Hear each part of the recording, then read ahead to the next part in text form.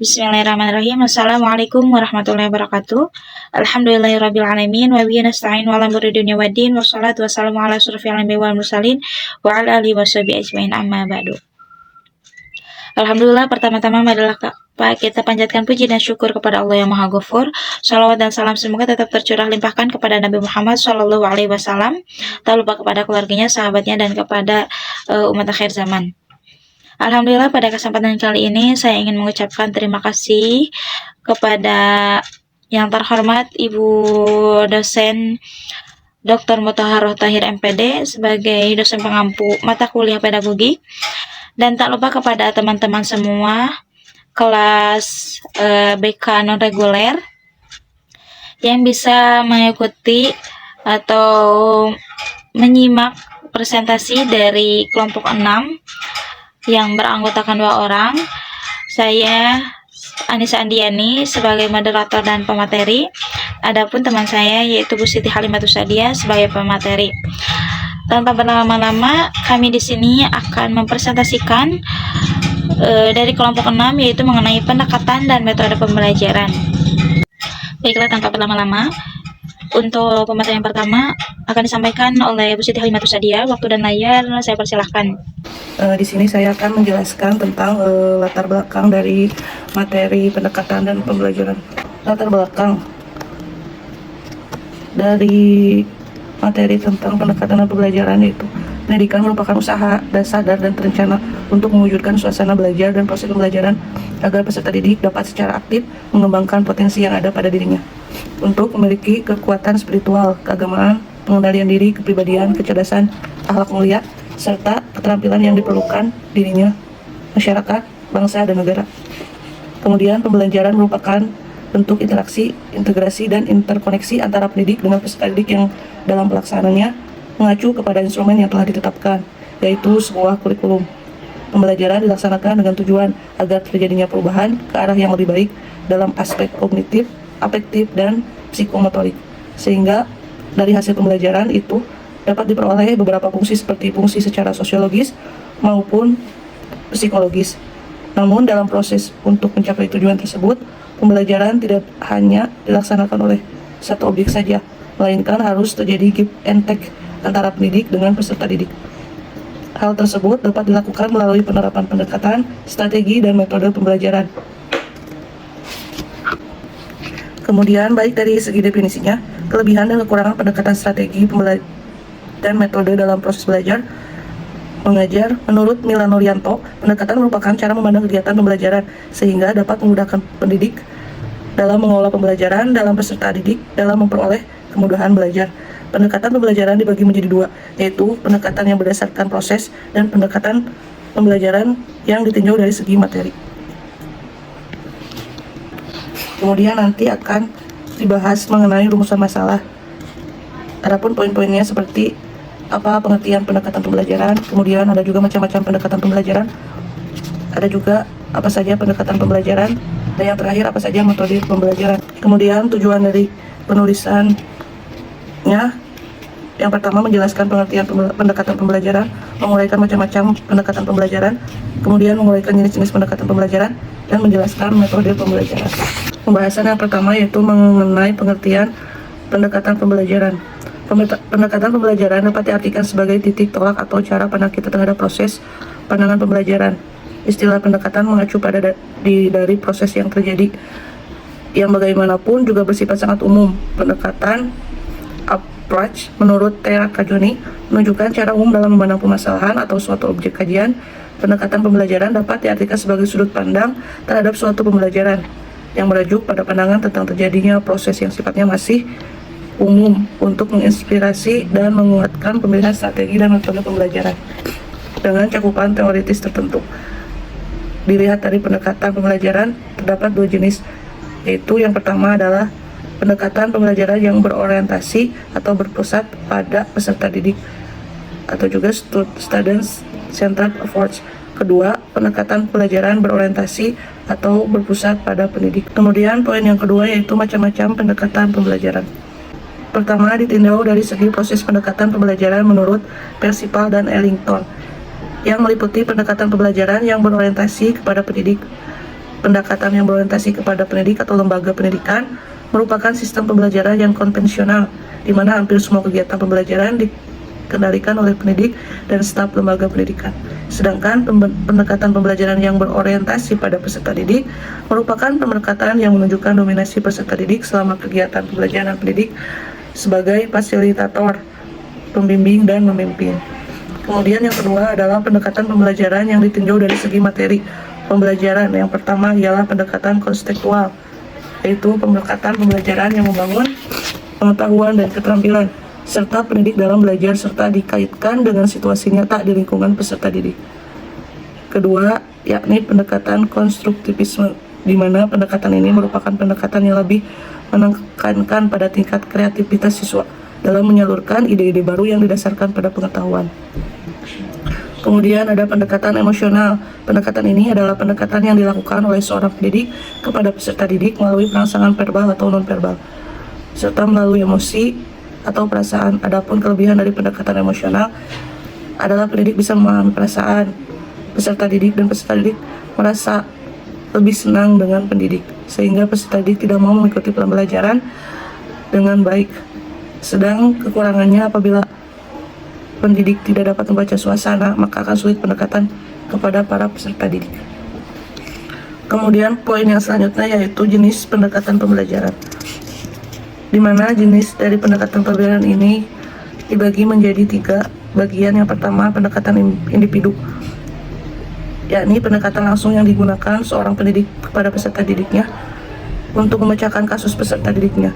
Keuntungan pendekatan ini yaitu mengarahkan perhatian kepada peserta didik terhadap hasil belajar, memberikan peluang kepada peserta didik untuk bisa maju secara optimal, menumbuhkan hubungan pribadi yang menyenangkan antara peserta didik dengan pendidik. Kemudian yang kedua adalah pendekatan kelompok. Pendekatan ini adalah pendekatan yang dilakukan oleh pendidik yang bertujuan untuk menumbuhkan dan mengembangkan sikap sosial dan kesetiakawanan sosial peserta didik. Kemudian yang ketiga adalah pendekatan bervariasi, yang dimana bermakna pendekatan ini yang digunakan pendidik untuk memecahkan masalah yang berbeda bagi peserta didik yang menggunakan teknik pemecahan masalah yang berbeda. Adapun kelebihannya yaitu pendidik menjadi kreatif sehingga mempunyai berbagai metode dan peserta didik tidak bosan karena cara yang digunakan pendidiknya. Sedangkan kelemahannya ialah pendidik harus mempunyai taktik atau trik dalam pemecahan masalah yang dihadapi dan proses pembelajaran tidak berjalan jika pendekatan yang dilakukan tidak sesuai dengan kondisi. Kemudian strategi secara umum, strategi pembelajaran diartikan sebagai alat, rencana, atau metode yang digunakan untuk menyelesaikan tugas. Karena menurut Wina Sanjaya, istilah strategi pertama kali digunakan dalam dunia militer, yang diartikan sebagai cara penggunaan seluruh kekuatan militer untuk memenangkan suatu peperangan. Dalam konteks pembelajaran, strategi dan pendekatan itu saling berkaitan dan dalam penyampaian materi pada ruang lingkup pembelajaran. Sedang menurut si Anita, strategi pembelajaran diartikan sebagai pola kegiatan pembelajaran. Adapun pengertian strategi pembelajaran menurut para ahli ialah strategi yaitu cara yang dipilih dan digunakan pendidik secara konstekstual, sesuai dengan karakteristik peserta didik, kondisi sekolah, kemudian lingkungan sekitar, serta tujuan khusus pembelajaran yang dirumuskan. Kemudian materi selanjutnya akan dijelaskan oleh rekan saya, Bu Anissa Aniani.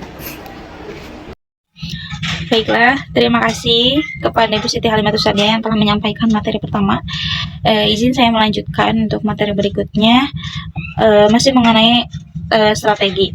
Ada 5 komponen dalam strategi pembelajaran. Yang pertama itu pendahuluan, yang kedua penyampaian informasi, yang ketiga partisipasi peserta didik, yang keempat adanya tes, dan yang kelima kegiatan lanjutan. Yang pertama, adanya pendahuluan, yaitu pendidik melakukan penyusunan dan mempersiapkan mental set yang menyenangkan agar peserta didik nantinya dapat menerima materi dengan baik. Selain itu, pendidik juga dapat mereview terkait materi sebelumnya. Lalu yang kedua, adanya penyampaian informasi. Dalam hal ini, peserta didik mulai difokuskan pada materi pembelajaran. Lalu yang ketiga, adanya partisipasi peserta didik, yaitu di mana peserta didik terlibat dalam strategi pembelajaran. Lalu berikutnya adanya tes, di mana peserta didik akan diuji dengan mengikuti tes pembelajaran yang diikutinya. Dan yang terakhir adanya kegiatan lanjutan. Bahasan berikutnya mengenai metode pembelajaran. Sebelum menyebutkan jenis-jenis metode pembelajaran, bahwa metode pembelajaran itu menurut Kamus Besar Bahasa Indonesia adalah sebuah cara teratur yang digunakan untuk melaksanakan atau mempermudah pelaksanaan suatu pekerjaan agar tercapai sesuai dengan yang dikehendaki. Sedangkan menurut Marah mengatakan bahwa metode merupakan suatu cara yang dipergunakan untuk mencapai tujuan yang telah ditetapkan. Dengan pengertian lain, bahwa metode pembelajaran itu yaitu sistem yang dibentuk secara sistematis dan teratur guna untuk membantu penyampaian ilmu kepada peserta didik dengan berdasarkan kurikulum ataupun RPP yang berlaku di satuan pendidik. Terdapat beberapa hal yang perlu diperhatikan oleh seorang pendidik, yaitu seorang guru, sebelum menentukan metode pembelajaran yang mana yang akan digunakan dalam pembelajaran. Yaitu pilihannya ada beberapa jenis metode yang biasa digunakan dalam pembelajaran. Yang pertama adalah metode ceramah, di mana metode ceramah sering disebut juga metode konvensional, merupakan metode pembelajaran tertua. Dan jadi dari metode ini sudah sering dilakukan oleh para pendidik, yaitu metode ceramah, di mana penyampaiannya secara lisan kepada peserta didik dengan menyampaikan informasi lebih detail. Jadi peserta didik hanya mendengarkan. Kelebihannya dari metode ceramah yaitu mudah dilaksanakan, bisa diikuti oleh banyak peserta didik, dan pendidik menyampaikan materinya dengan luas. Namun ada kekurangannya untuk metode ceramah, yaitu di mana peserta didik menjadi pasif, tidak aktif karena semua disampaikan oleh seorang pendidik atau guru, lalu merasa pembelajaran nanti akan terasa bosan, dan evaluasi proses pembelajaran dilakukan dan terdapat unsur paksaan untuk mendengarkan karena metode ceramah ini jadi terkhusus hanya guru yang menjelaskan gitu. Yang kedua adanya metode diskusi, di mana metode yang dipelajari secara diskusi bisa dengan cara saling bertukar informasi maupun pendapat antar siswa satu dengan siswa yang lainnya berdasarkan pengalaman masing-masing dengan maksud mendapatkan pengertian yang sama ataupun jelas secara detail. Kelebihannya dari metode diskusi yaitu merangsang kreativitas peserta didik, mengembangkan sikap saling menghargai, lalu memperluas wawasan, dan membina untuk terbiasa secara musyawarah. Namun adapun kekurangannya dari metode ini yaitu di mana metode ini memerlukan waktu yang panjang, tidak dapat dipakai untuk kelompok besar, dan hanya dikuasai oleh orang-orang yang dapat berbicara atau lancar bicara atau terbiasa untuk mengungkapkan pendapat itu. Metode yang ketiga adanya metode tanya jawab. Nah, metode tanya jawab ini dilakukan guna untuk memberikan variasi dalam penyampaian materi. Dalam metode ini terdapat hubungan timbal balik antara pendidik dan juga peserta didik. Seperti metode lainnya, metode ini memiliki kelebihan dan kekurangan. Kelebihannya diantaranya yaitu dengan adanya pertanyaan dapat menarik peserta didik, memusatkan perhatian peserta didik, bisa juga dengan merangsang, melatih, dan mengembangkan daya pikir dan juga ingatan, dan mengembangkan keberanian dan keterampilan peserta didik. Sedangkan kekurangan dari metode tanya jawab adalah sering menyanyiakan waktu, kurangnya waktu untuk memberikan pertanyaan kepada seluruh siswa, dan peserta didik merasa takut bila ditunjuk. Jadi dengan metode tanya jawab hanya beberapa orang yang bisa berpendapat secara langsung, tidak bisa untuk menyeluruh. Lalu yang keempat adanya metode demonstrasi, di mana demonstrasi merupakan metode pembelajaran yang penyajiannya memperagakan atau mempertunjukkan suatu proses, situasi yang sedang dipelajari dalam bentuk sebenarnya maupun dalam bentuk tiruan yang disampaikan oleh pendidik atau orang ahli dalam bahasan yang didemonstrasikan. Kelebihannya dari metode demonstrasi yaitu menghindari verbalisme, mempermudah peserta didik memahami materi, proses pengajaran lebih menarik, dan peserta didik diajak berpikir untuk aktif mengamati, menyesuaikan antara teori dan kenyataan, dan mencoba melakukannya dengan sendiri. Namun adapun kekurangan dari metode demonstrasi yaitu kekurangannya metode ini memerlukan keterampilan khusus seorang pendidik, fasilitas yang kurang memadai, dan waktu yang lebih lama. Metode berikutnya adalah metode eksperimen. Dengan metode ini pembelajaran yang penyajiannya dengan melakukan percobaan dengan cara mengalami dan membuktikan sendiri lalu menyimpulkannya. Kelebihan dari metode eksperimen yaitu bisa membuat peserta didik lebih percaya atas kebenaran karena sudah membuktikannya dengan sendirinya. Lalu bisa membina peserta didik berpikir inovatif. Hasil percobaan dapat dimanfaatkan ke depannya dan materi lebih tertanam. Tidak hanya kelebihan, ada pun kekurangannya. Fasilitas yang kurang menuntut ketelitian, kesabaran, dan ketabahan, serta hasil setiap percobaan tidak selalu sesuai harapan. Kadang bisa berhasil eksperimennya atau bisa gagal gitu. Metode yang keenam adalah metode resitasi, di mana metode ini mengasah lebih ke ingatannya peserta didik. Dengan cara peserta didik diharuskan meresum materi yang telah disampaikan, terus bisa dengan mengingat kembali apa yang guru sampaikan gitu, dengan mereview atau menyampaikannya secara langsung. Kelebihan dari metode ini, peserta didik menjadi lebih berani berinisiatif dan bertanggung jawab atas pemikirannya, sedangkan kekurangannya peserta didik dapat menyontek resum atau bisa menjiplak resum orang lain, dan pendidik susah mengevaluasi peserta didik benar-benar paham atau tidak. Yang ketujuh, adanya metode karya wisata, di mana metode ini dengan cara study tour merupakan metode pembelajaran yang dilakukan di luar kelas, bukan di dalam kelas.